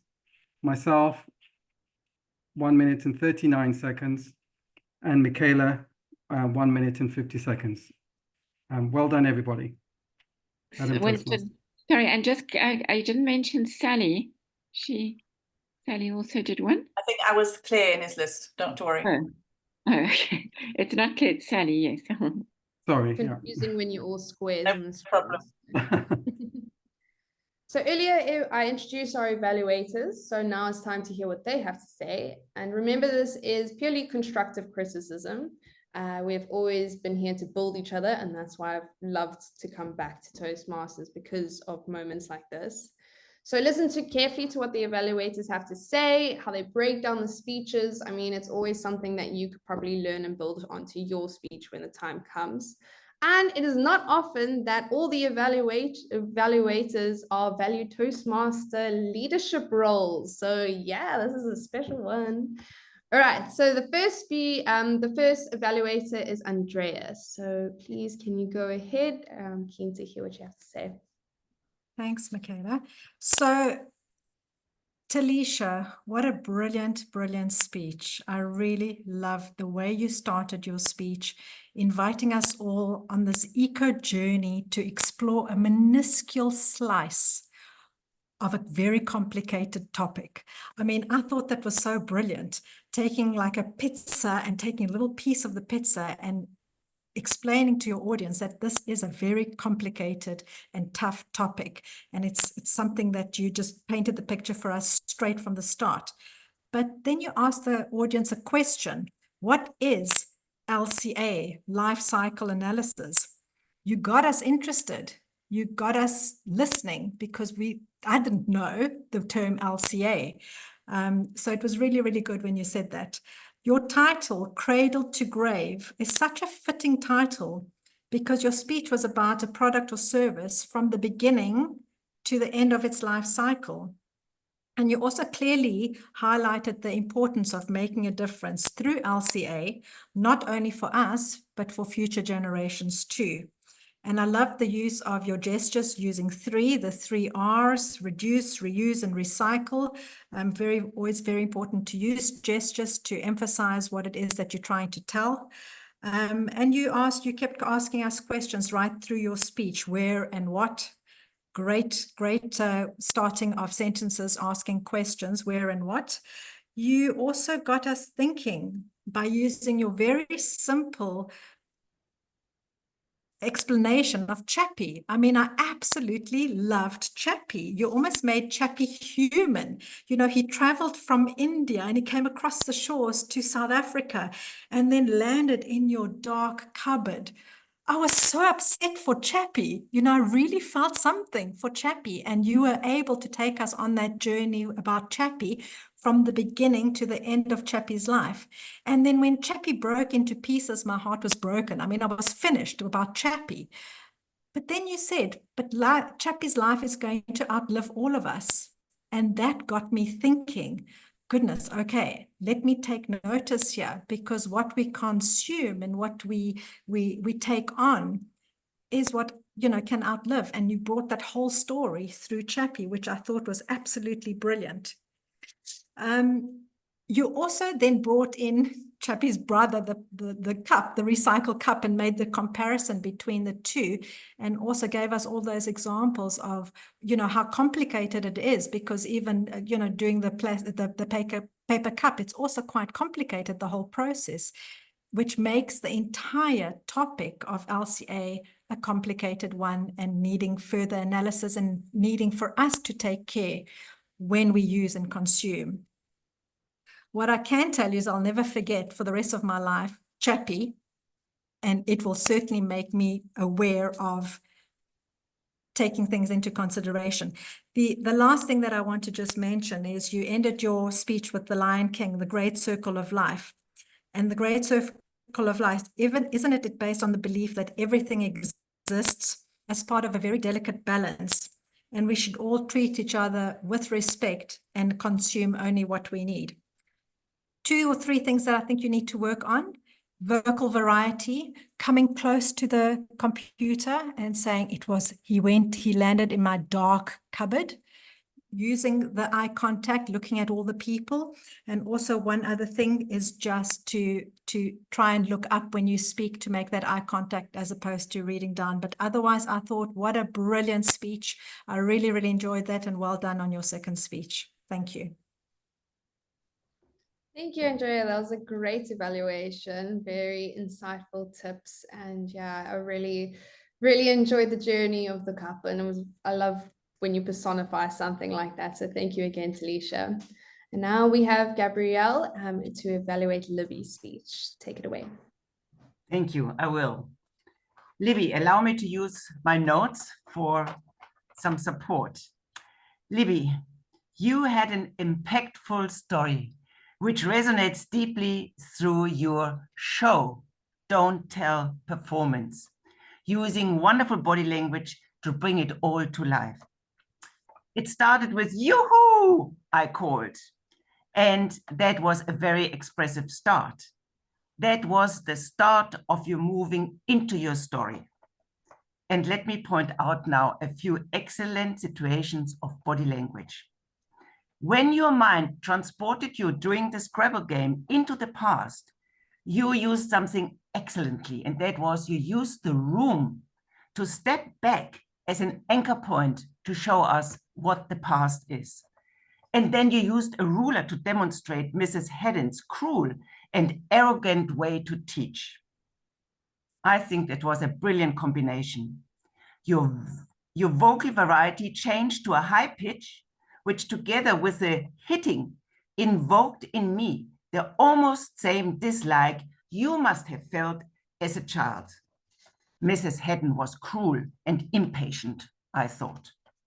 Your eye contact with us was intense and pulled us close with you into the scene. And you found a high point when you used to come from the background into the front, speaking close up to us. And that intensified your words and the situation. Your hand gestures and the vowels spoken were a very strong point to let the story be alive. Oh, and how lovely was when you showed head and heart belong together. They have to work together by bringing in your chain with the silver heart. That was a beautiful moment. Your voice carries such warmth. And now let me say a few suggestions, allow me. Your friend Bella could have gotten her own voice. Not that she needs to be Polish, but still being a little bit like the old dear friend. Oh, dearie, I will make some tea while you play with the other girls and do some Scrabble. You can use that perhaps because you later show Mrs. Haddon. And so you would have had two anchor points. The one is the kind one which was in your life so important, and the other one was the cruel one. So you could have showed a little bit more through vocal variety who those two fitted against each other. You could, the story is so excellent. I would have loved if you take a little bit slower, a slower movement, because then we can savor on every movement and every sentence how you tell that story and you show it. It would melt it even deeper into our heart. And then I would suggest that you bring your camera a little, you change the angle a little bit so that it opens up your body to the audience. But I thought your eye contact was absolutely fantastic. You know, we were with you. And if you allow me to finish off by saying, I like to summarize an excellent, compassionately shared story by using well-demonstrated body language. And you finished with wisdom. Never estimate how an eloquent word and an eloquent person can change the trajectory of your life. You always leave us with wisdom. A beautiful story, and as always told or coming over your lips, it is to ravish. You say you really savor it. So thank you very much, Libby. Thank you, Gabrielle. I really love your evaluations. You really take note of everything. And it's really interesting to hear it's always coming up with these meetings that the use of your camera and your space. And I think that's a level up compared to what other people who are joining meetings every day, everyone just sits and talks like this. Now imagine if you're doing a sales pitch and now you know how to use the whole screen. I think it's really cool how we're transforming in this way. So thank you for that. Now, Justine, are you ready to evaluate Claire's amazing speech? I am, thank you. Claire, wow. I have to first acknowledge you for your strength and your power to speak about your mom since, I mean, we lost her 2 weeks ago, and the fact that you can stand here and speak with such courage, it's admirable. So thank you. You showed us great bravery today. And I love that you're feeling so at peace and that you know that she's with you. So I really feel that's wonderful to know. And I also just want to thank you for the transformations that you showed us, how you have transformed. I think your hook was great because you were like, what fears do you have? And we're all sitting there going, oh my gosh, how long do you have? So it was great. And you kind of asked the question and you paused. So it all gave us a little bit of time to kind of grasp what you were saying. I really felt your heartbreak too with Brutus, because I was just like, Brutus, sorry. It's like, oh my goodness, we all have that childhood pet that we can all sort of remember so specially. You spoke very clearly with great vocal variety and very wonderful pauses. I noticed your pausing in each, it was very intentional. And you also brought in the 3 C's quite often, where you would repeat a word, or it was mostly words. So repeating it 3 times, it makes more of an impact. So that was wonderful. And when you're speaking to us, you're so conversational. I feel like when I'm listening to you, I'm in the room with you. It's not like you're on a screen, and you're so conversational. So it's really nice connection to your audience. And you definitely had us all engaged all the time. I think some suggestions or places that you can challenge yourself is your camera angle. It seemed like it's just your top part of your body. It would be nice to see a little bit more of your body. So maybe it's about stepping back a little bit. And you also, I noticed you leaned into the screen, but you didn't really make use of the rest of your screen. You did have a conversation with someone here, but it was still always in the middle of the screen. And I didn't hear many crutch words, which was amazing. So I heard actually no crutch words. The only one I heard was so, but it was almost like you're using it for transitions into sentences. So you'll say a sentence and then you'll say so, and then you'll continue with a new sentence. So I think to try and pause, because you're great at pausing, so pause and then continue instead of using the transition word as with so. And the other thing I would like to see you do, Claire, is to paint more pictures. So with the lemon example, it was great because I could picture the lemon. It's like thinking about lemon pictures. I was thinking about, you know, all the things that you were telling us to do with the lemon. I thought that was really nice and visual. So with other stories, to bring in more of a image so that we can feel what it's like to be there. We can picture it. Is it cold? You know, what time of day is it? That sort of, those sorts of things. And then I think the other thing I would really like to hear is, we heard your transformation, but to hear more of your client transformations. What did they go through? What stories can you bring in to that? And I think that will also strengthen your message, because there's still almost like a slight mysteriousness to, you know, what is it that you're going to do? And that's great, because now we're all going to ask you questions after this. But just to give like a little bit more clarity around your what it is that's going to happen. And I think you can do that really well with story. So great conversation speaker, like that was wonderful. You were clear, you had good pauses, trying bringing in more pictures so that, a bit like the lemon example, we could all kind of see the lemon. But yeah, I just want to thank you for this evening, for speaking from your heart. And I know you sort of said, would I recommend this to friends and family? And I think we can all sit here and say, I think we're all going to message you, because it's definitely something that I would be interested in doing. And wishing you obviously all the success with bringing in more stories and all the speeches in your future. So thank you, Claire. Thank you, Justine, and everyone, thank you. Fantastic evaluations. You all spoke so well, and there's so much that we can learn from you.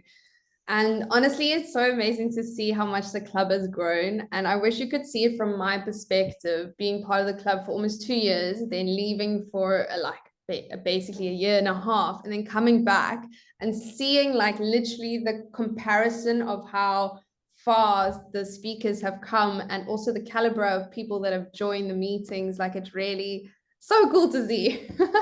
And like, honestly, for all the guests out there, I really encourage you to come back into the meeting. I mean, the first ones you may be like, whoa, this is so intimidating. And then you get to know everyone and you come to meetings, and the in-person meetings are cool, but like, think about it as a way to get skills and knowledge of how you could approach your everyday life situation. I know that I used to get tongue-tied when I had to deal with confrontation. And now I've learned to breathe when I speak. Like, honestly, it can get you jobs, it can make friends. It's Toastmasters, yeah.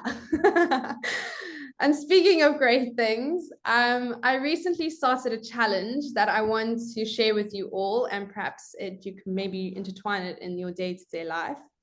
So it's basically called the 1% challenge, and it's considered that there is only 1% of people in the world that do things like this, that take them further in life, whether they be CEOs or established breadwinners, or maybe even a singer, you know, of the sorts. You literally, it's just a matter of following your dreams. But in order to do these things, you have to challenge yourself only 3 things a day. So 1, do something that takes minimal effort. So this could be like ordering water instead of Coke, not putting sugar in your tea, just literally one thing. It can be different every day, but one thing that's just minimal effort. Then the second thing is you do something uncomfortable every day, i.e. table topics. So well done to everyone. You can tick that off your list, but it could also be something along the lines of having a conversation with your cashier, or actually engaging with your hairdresser. So something along the lines of that.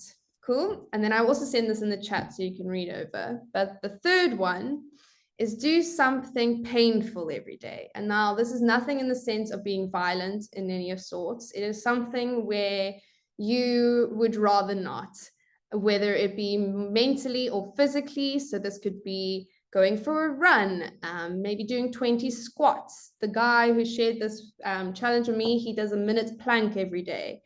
he knows that he has to do it, and every day he does it, and he does all three of these things. I mean, it could even be journaling or meditating, but if you stick to these three things a day, there's only good that can come. And honestly, it has been working tenfold for my boyfriend and I, and it is challenging, and that is the whole mental game of it. But I will share it in the chat, and I hope you can enjoy it too, and I'll be keen to hear what happens to you guys when it comes through. But now for Winston, can we call you and give the times for the evaluators, please? Thank you, Madam Toastmaster. I hope you can all see me because my screen is frozen. I can't see everybody. You can all see me and hear me? Yeah, okay, great. Perfect. So in terms of the evaluators, and Andrea's evaluation of Chilisha was 4 minutes and 2 seconds. Gabrielle's evaluation of Libby was 4 minutes and 8 seconds. And Justine's evaluation of Claire was 4 minutes and 15 seconds. So everybody went eloquently over time. Thank you, Madam Toastmaster. Great, thank you so much. And I think that there's now time for us to cast in our votes. I know the Magic Wizards, aka Justine, is going to bring that in. Thank you. Cool, scan and the same code will apply and you can vote.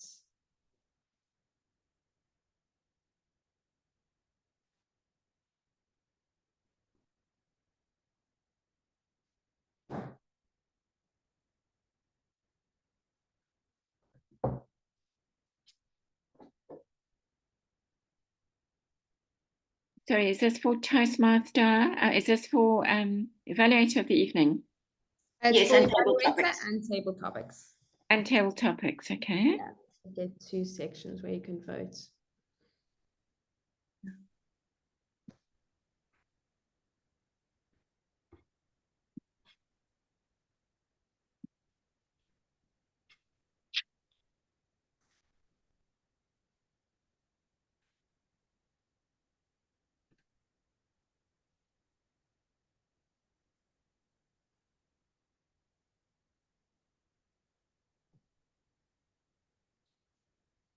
Cool, I think that means that all the votes are in.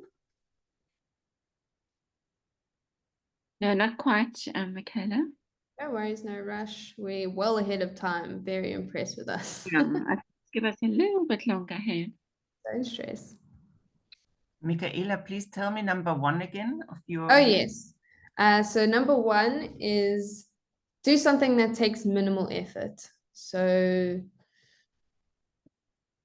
like tea instead of coffee, or water instead of wine, something that's just easy to do. And then the second one, just so anyone wants to write it down, do something uncomfortable every day. So maybe driving, maybe always ask someone to drive instead, and then you instead do it. Then the last one, something that brings you pain mentally or physically. Again, nothing violent. It's in the sense, so for me, it would be a run. I hate running, but I know it's good for you. And my boyfriend sneakily signed me up to a half marathon, and I've never done such a thing in my life. That was a nervous laugh. Yeah, I think it's a nice idea. As long as I think it's as long as stuff that people want to do, if you know what I mean. Yes, no, don't force yourself, and like it's more to do stuff that you know that's good for you, and you know once you do it, you feel good. Exactly. Yeah. Like I wouldn't want to do line dancing because I can't stand it. Do you know what I mean? So there's no point. But I agree, there's other areas that I definitely need to work through. Justine, do you show the votes? I mean the. Yeah, I'll do it a bit later. Okay, cool. No, that's perfect. Thanks. Well, now, I mean, that's kind of bringing the meeting to an end. So I think we're just waiting for the votes and all that. Hey? Okay, we're still waiting. No worries. She's got to count them all up, so it takes a bit of time. No, I've got everything. I'm just, Michaela, you can just end the meeting and then I'll do the things at the end. Okay, cool. That's perfect. No worries. I'm really kind of glad that there has been no and counter this meeting, because I have caught myself many of times, and it's really at the beginning when someone suggested that, I thought that was going to be a really tedious role, but it really, I mean, it is a tedious role, but it's so important to hear your crutch filler words. Justine, I watched a video of you that you shared with me, and you realized that you say yeah a lot, but you don't actually anymore, which is really cool. I feel like I say random words, so it's hard to keep track of mine. So it's also nice to just stop in my tracks and think about that. But also, there's no grammarian, but I'd like to say well done for your eloquent use of the word eloquent. Well done, everyone.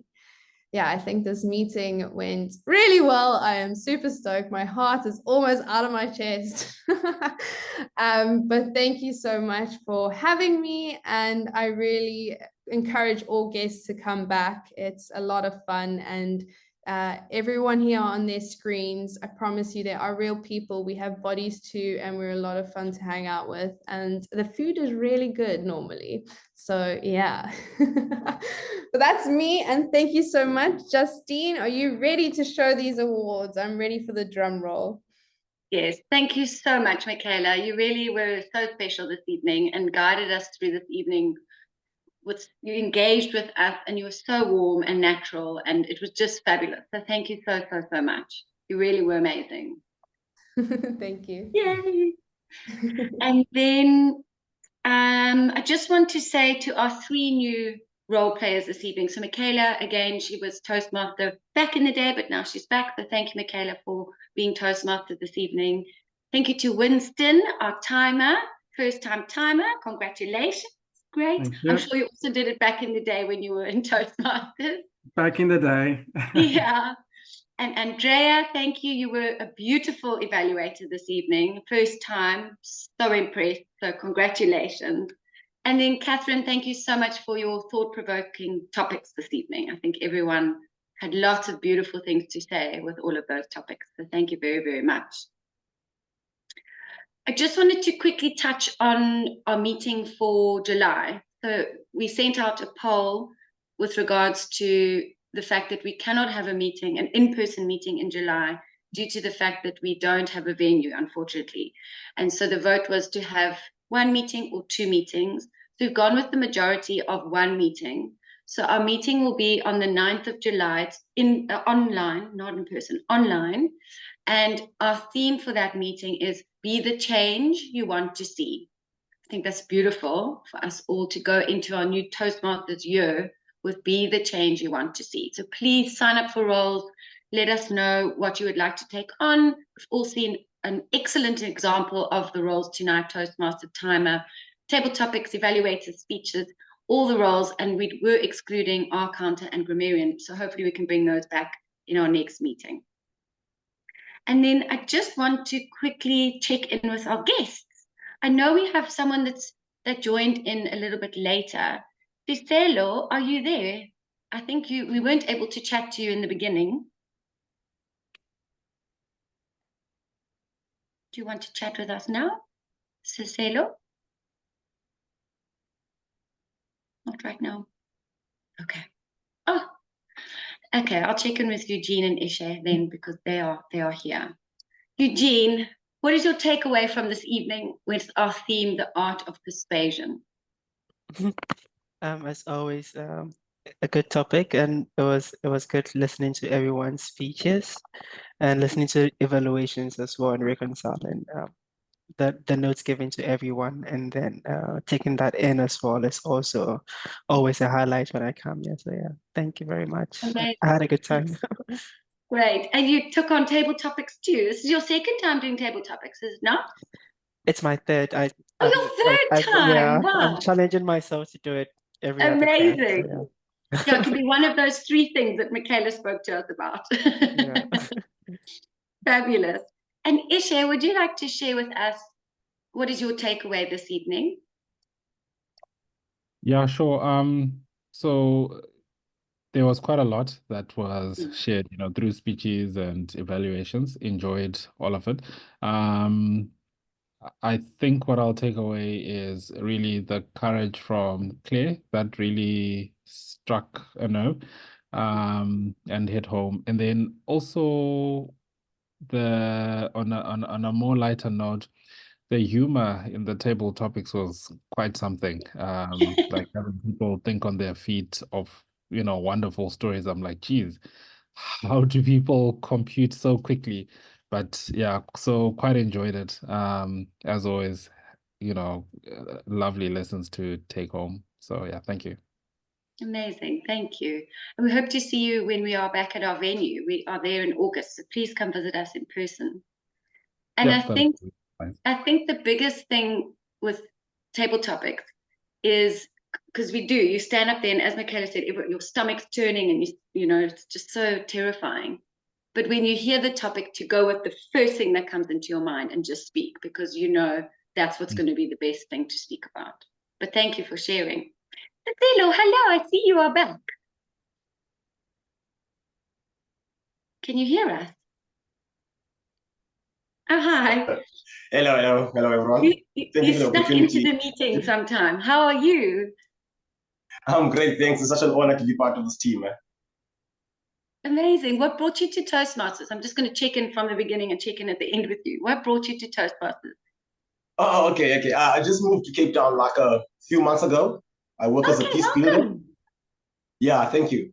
I work as a peace builder. So I've met a couple of people where I've invited in schools. They sort of like recommended that it might be important for me to sort of give Toastmasters quite a look and see if it might be very helpful in what I do on a daily basis. Okay, amazing. And from what you saw this evening, do you think it would be helpful? It's amazing. Okay. From confidence building, speech clarity, and being more sensible. I feel like I have so much to learn, and yeah. Okay, great. So you'll visit us again sometime. Definitely, yeah. Okay, perfect. Thank you. Thank you so much for being with us. And at the end, when we all say goodbye, if any of the guests would like to stay on, Gabrielle and I can stay behind. And if you've got any questions, we're very happy to answer any questions. So please, Eugene, Cicelo, Esha, if there's anything, please stay on afterwards. Okay. Okay. I also have a meeting at a webinar at 9 p.m. Hopefully, I'm not sure what time is the meeting ending today. Okay. We're coming to the end very soon. Okay. Okay, perfect. Thank you. So the moment I think everyone's been waiting for, because I see we've been trying to get to the awards very early each time this evening. So now is officially awards time. So I'm just going to share my screen. I hope it doesn't all fall away. Okay, so awards time. So the first award, oh gosh, I'm now trying to think which order does it go in? Table topics. The best table topics this evening is Maximina. Congratulations, Maximina. And then the best evaluator this evening, Gabrielle. Congratulations, Gabrielle. And I know you always feel like you never know what you're going to say, and you always provide such beautiful evaluations. So thank you. And then the best speaker, so drum roll, please. Sorry, I've been forgetting our drum rolls. Drum roll for the next is the best speaker, and that is Libby. Congratulations, Libby. Well done to everybody. Thank you so much for participating and just being your cheery, beautiful selves. So as we come to a close of our meeting, I'd like to just take a moment to reflect on our Art of Persuasion theme this evening. And I think everyone's had a little bit of something to say with regards to the art of persuasion or persuasion.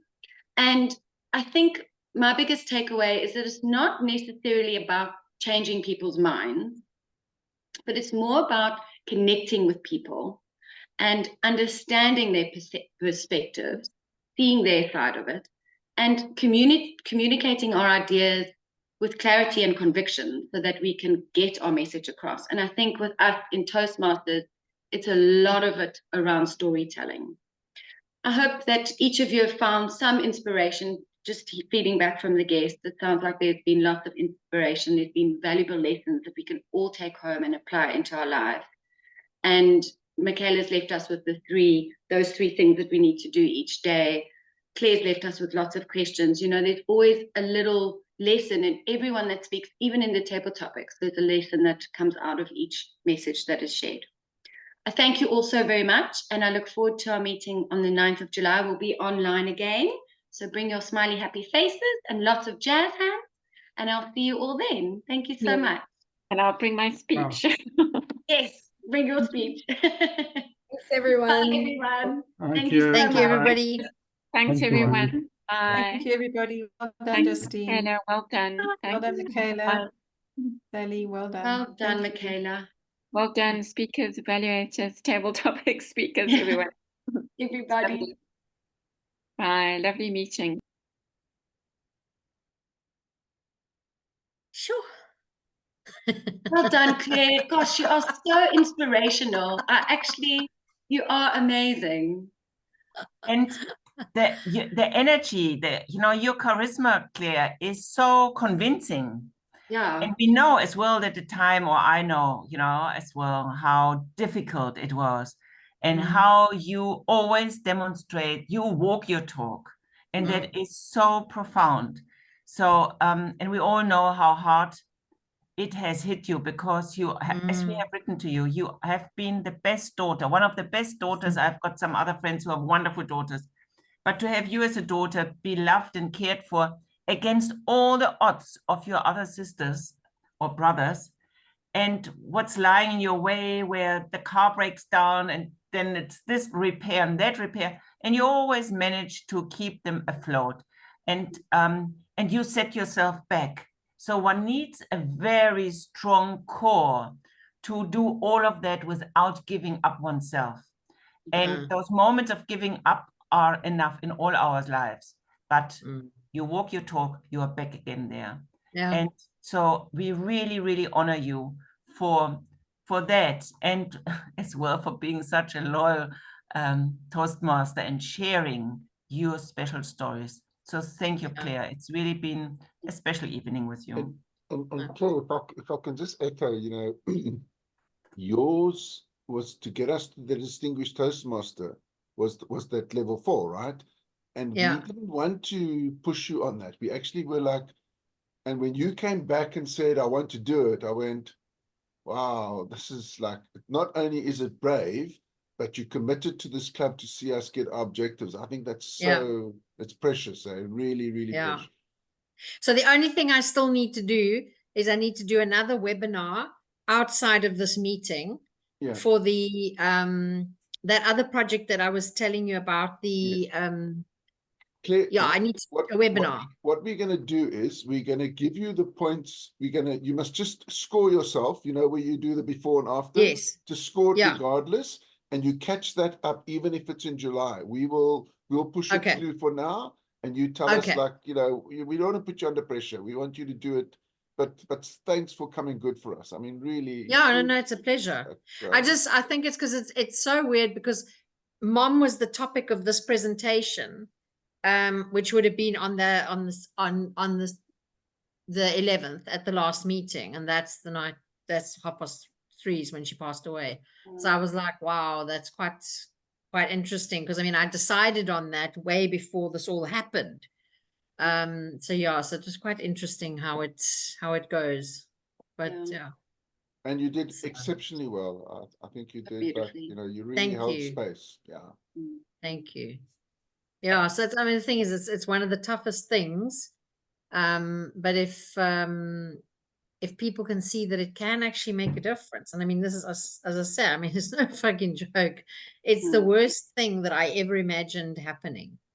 And I'm just like, wow, like this last week, I've been completely at peace. And I'm like, wow. Just, it works. So, so if I can help other people, that will be awesome. Yeah, that is amazing. I'm going to message you. Cool. Thank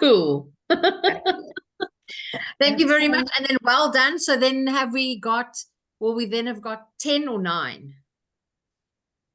Points. How many have we got? I have 10 to or check. 9?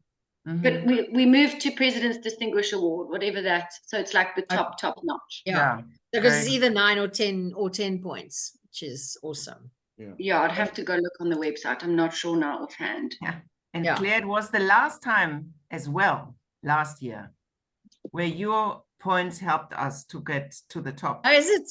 Yeah. Oh, fantastic. Yeah. So Yeah, it's no, really it's important. It's important that we get those things. So that it's a thing that helps motivate and inspire new members. And like, hey, if we work together, we can. And I think as well in the continuity of now the new committee, it's lovely if we can carry on that success as our club, and we are going to stick to that and to the exco. Yeah, no, absolutely, absolutely. Cool. Thank you very much, everybody, and have a beautiful, beautiful Have a week. fantastic evening, all of you. Yes. Such a great evening again. And just well done, good president. And I thought our Toastmaster was really good tonight. She was lovely. Yes, she was fantastic. And how she navigated it when there was a little rock in the way, how she found a way to be light and find another sentence, and she's precious. how do we do really it? Good. Yeah. But she is lovely. We always, I don't know, Claire, you remember her from old times as well. Yes. Always inspirational and absolutely always motivating her team, the company where she worked. You know, she brought 3 members in because she thought that's important, and she sold it to her boss that it was important that all the girls came. Now she is a jewel, absolutely. Yeah. And I'm very glad she's back. And Claire, you got my yes for the Tuesday, huh? Or did I not respond? And you hadn't come back to say yes, you're definitely coming. Oh, that's awesome. Okay. So Justine, I don't know whether you and Sean, you're available or not. I'm doing my feature presentation at my business networking meeting on Tuesday, the 2nd of July. So if you're keen, it's early. It's 7:15 in the morning until until 8:45 in the morning. And a variety of businesses and all that kind of thing. But yeah, it's just it's great exposure and all that kind of thing, but also just so I'm getting to do my presentation, which is very exciting. You're doing this presentation? No, about my I suppose it's different, but it's about psyche. So it's about the life and mindset transformation. So I'm going to try and do different to what I've done the other times. Okay. So I'm just kind of working on how I'm going to change it up. But again, just more like you said, about more examples from clients about how we've used psyche to improve situations, beliefs, whatever, and how it's benefited other people. So I mean, I've got 17 countries worth of people to look at. Yeah, anonymize the information, as it were. Unfortunately, I can't be there, but maybe Gabrielle can record it for us. You can mark it off as a speech. I'm going there. I'm there in person. She's going in person. Yeah, it's an in-person thing. You can be a little with your cell phone. No, it's not a problem, but you're not on Zoom, Claire. You're not doing it on Zoom. Yeah. No, it's in person. Where is it? The Rondebosch Oval. Okay, look, I'm gonna see if I can get out there. Tuesday, okay. Yeah. 2nd July. 7:15 till 8:45, and then there's a choice of 4 different breakfasts. It's 156 Rand for guests. We pay a bit more, but so it's a lovely group of people, and then obviously there are quite a few visitors, which will also be really nice. So there'll be lots of energy. Because I think there are 23 members, and then obviously all the extra visitors, which would be great. Okay. Lovely. Well, enjoy it. Yeah. Okay, thank you very, very much. Sending you big hugs and lots of love. Yeah, sending you lots of love. And I'm looking forward to seeing my car, Sean. Yeah, I'm gonna get it. I said to you, I'm gonna get to you. I'll get there. Bye.